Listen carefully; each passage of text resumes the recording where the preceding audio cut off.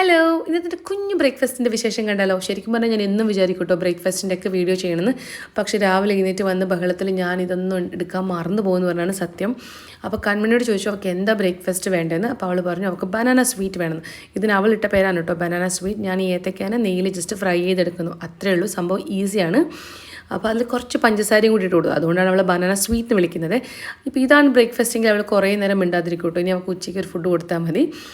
അല്ലെങ്കിൽ ഇപ്പോൾ നമ്മുടെ ഇഷ്ടത്തിന് എന്തെങ്കിലും ഉണ്ടാക്കുകയാണെങ്കിൽ അവളത് കഴിക്കണമെന്നില്ല. അപ്പോൾ അവളുടെ കാര്യം കഴിഞ്ഞപ്പം ഞാൻ വിചാരിച്ചു ഇനി എനിക്ക് എന്തെങ്കിലും ഉണ്ടാക്കണ്ടേ. ഓട്സ് ഒന്നും ഞാൻ കുതിർത്ത് വെച്ചിട്ടില്ലായിരുന്നു.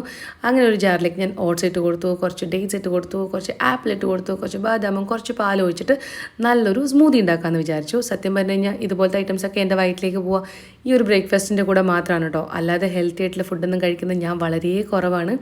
വീഡിയോയ്ക്ക് വേണ്ടി എന്തെങ്കിലുമൊക്കെ ചെയ്യുന്നത് മാത്രമേ ഉള്ളൂ. അപ്പം നിങ്ങളുടെ ബ്രേക്ക്ഫാസ്റ്റിൻ്റെ വിശേഷങ്ങൾ എനിക്ക് കമൻറ്റായി ചെയ്യൂ.